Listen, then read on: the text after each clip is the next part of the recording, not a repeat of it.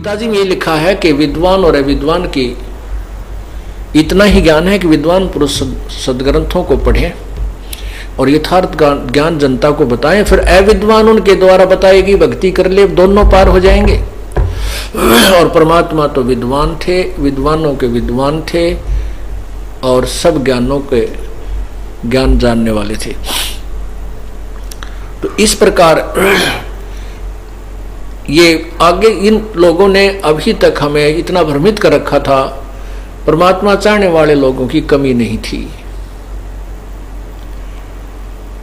और जिस कारण से ये अपने दुखों का निवारण करने के लिए संतों, ऋषियों, गुरुओं, विद्वानों, ब्राह्मणों के पास जाते रहते थे। अब उन्होंने फिर अपनी रोजी रोटी को इतना महत्व दे दिया कि जो अधिक से अधिक साधना बताने लगे उसी को अच्छा गुरु मानने लगे। जैसे आप पहले कोई पूजा कर रहे हो, किसी देव की पूजा कर रहे हो परंपरागत, किसी पहले गुरु के बताई हुई, उससे लाभ नहीं हुआ, फिर आप किसी और संत के पास पहुंचे तो उसने आपको दो और बता दी।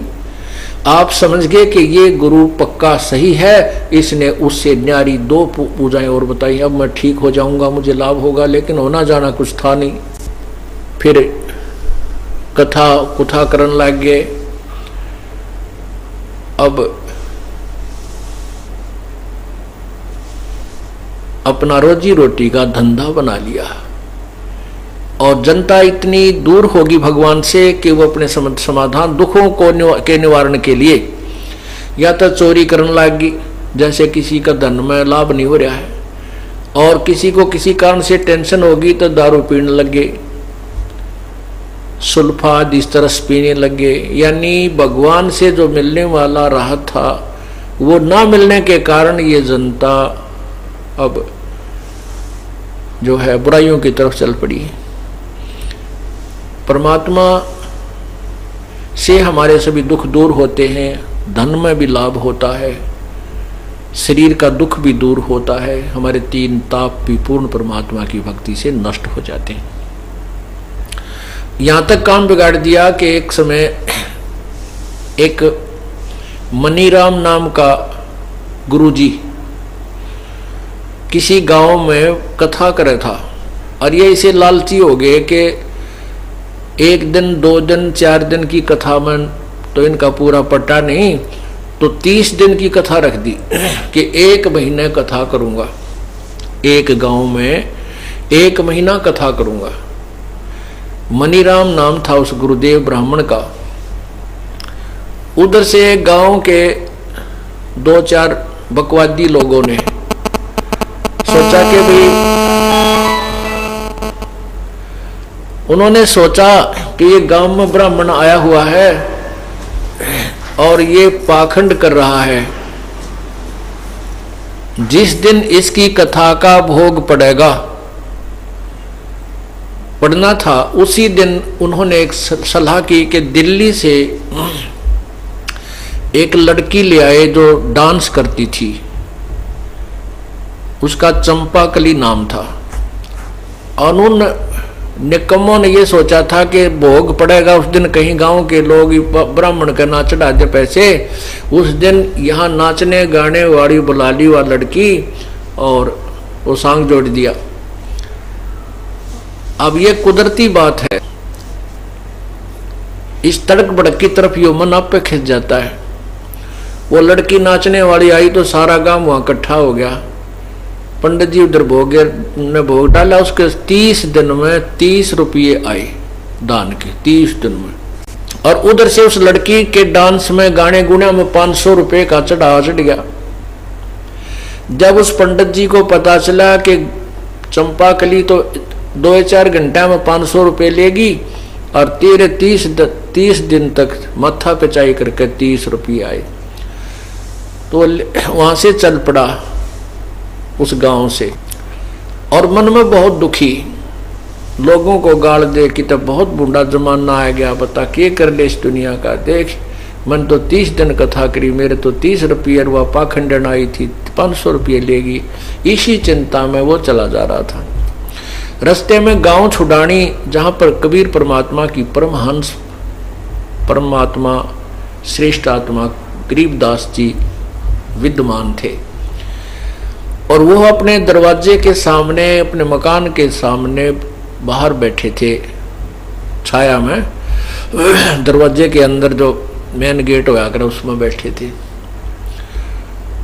उधर से मनीराम जी जा रहे थे और वो वहां आकर बैठ गए। उनको पता था कि यहाँ संत गरीबदास जी अच्छे विचारवान व्यक्ति हैं, तो वहां बैठ जाते हैं। संत के पास, भगत के पास कोई किसी का भी हो बैठने की चेष्टा किया करता है कि यहीं थोड़ी बहुत बात मिलेगी।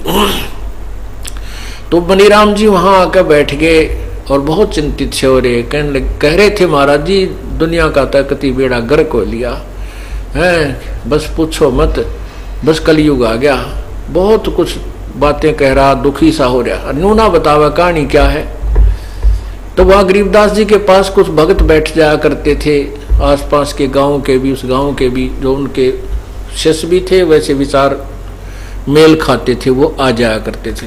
तब उन्होंने कहा, गुरुदेव, गरीबदास जी महाराज से पूछा कि गुरुदेव ये पंडित जी किस कारण से इतने दुखी हो रहे हैं, ये कारण भी नहीं बता रहा है, क्या बात है, इनको क्या ऐसी क्या परेशानी होगी जो इतना चिंतित है।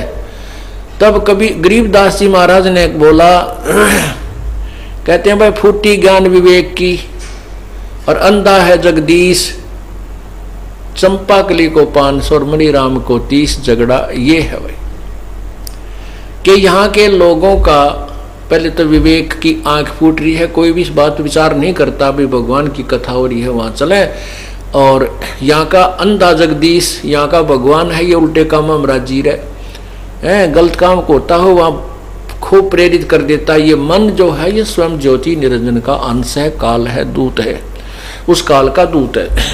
तो इसके विषय में गरीबदास जी ने कहा है कि फूटी ज्ञान विवेक की, लोगों में ज्ञान रहा को नहीं, और यहाँ का अंधा है जगदीश। भाई मनीराम को तो, चंपाकली को तो 500 रुपया एक के दिन में, और मनीराम को 30, इसने 30 रुपये मिले 30 दिन की कथा में। अब मनीराम ने ये बेरा नहीं था, वो छुपाना चाहता था इस बात ने, क्योंकि उनको पता था संत गरीबदास जी इन बातों के विरुद्ध हैं, ये नकली काम करने वालों को लताड़ देते। वो अपनी बात क्लियर भी नहीं करना चाहा था, अपना मन भी हल्का कर रहा था। तब गरीबदास जी ने ये बताई तो मनीराम चरणों में गिर गए वो ब्राह्मण, और कहने लगे भगवान आप तो अंतर्यामी हैं, मुझे माफ कर दो। तब गरीबदास जी ने उनको ज्ञान समझाया कि भाई जो तू डलेट हो रहा है ये स्वार्थवश, ये पैसे इकट्ठे करके दुनिया ने गुमराह करके जो पैसे ले रहा है और जो कथावादी तू करता है, ये तेरे से कोई लाभ नहीं होना, तू अधिकारी नहीं है। जैसे उनको ज्ञान दिया कि एक समय राजा परीक्षित को सर्प ने डसना था 7वें दिन, उस समय सभी ऋषियों ने हाथ खड़े कर दिए थे कि हम कथा नहीं कर सकते सुधा सागर की, श्रीमद् भगवत सुधा सागर की हम कथा नहीं कर सकते, क्योंकि 7वें दिन परिणाम आना था, 7वें दिन पता लग जाना था कि उस कथा करने वाले की कथा का क्या प्रभाव हुआ, सुखदेव स्वर्ग जाएगा या नहीं गया। यदि नहीं गया तो बात बिगड़ जाएगी। उनको मालूम था कि तुम अधिकारी नहीं हो और तुम इसको स्वर्ग के अधिकारी नहीं बना सकते। तो सभी ऋषि वसी, यहां तक कि व्यास जी ने भी मना कर दिया था कि मैं कथा नहीं सुना सकता, जबकि श्री सुधा सागर श्रीमद् भागवत सुधा सागर के वो लेखक भी हैं। तब कहते हैं सुखदेव जी को स्वर्ग से बुलाया गया। सुखदेव जी स्वर्ग में चले गए थे अपनी साधना करके, राजा जनक से उपदेश लेकर के, तो वो स्वर्ग चले गए थे। वहां से पांडवों ने परीक्षित के ही अपने खर्चे से, अपनी कमाई से वो विमान में बैठ कर आया इस पृथ्वीलोक पर, 7 दिन कथा सुनाई। सब वो सर्प ने भी डसा और मर भी गया परीक्षित, लेकिन वो सूक्ष्म शरीर का जीव जो है स्वर्ग तक पहुंच गया, क्योंकि राजा लोग पहले बहुत पुण्य किया करते थे। उन पुण्यों के कारण वो स्वर्ग तक पहुंच गया। स्वर्ग में अपने पुण्य कमाई को समाप्त करके फिर 84 लाख योनियों में उसको आना ही पड़ेगा। फिर भी जितना लाभ स्वर्ग तक का भी देना था वो भी अधिकारी के बिना नहीं हो सकता। तब उस मनीराम को समझाया, अपने कर्म मत बिगाड़े भाई, ये पाप इकट्ठा कर लिया तूने। तब उस मनीराम ब्राह्मण ने उसी दिन से वो स्वार्थी काम त्याग दिया, कथा करना बंद कर दिया और गरीबदास साहिब जी की शरण ग्रहण की और अपना मोक्ष प्राप्त किया।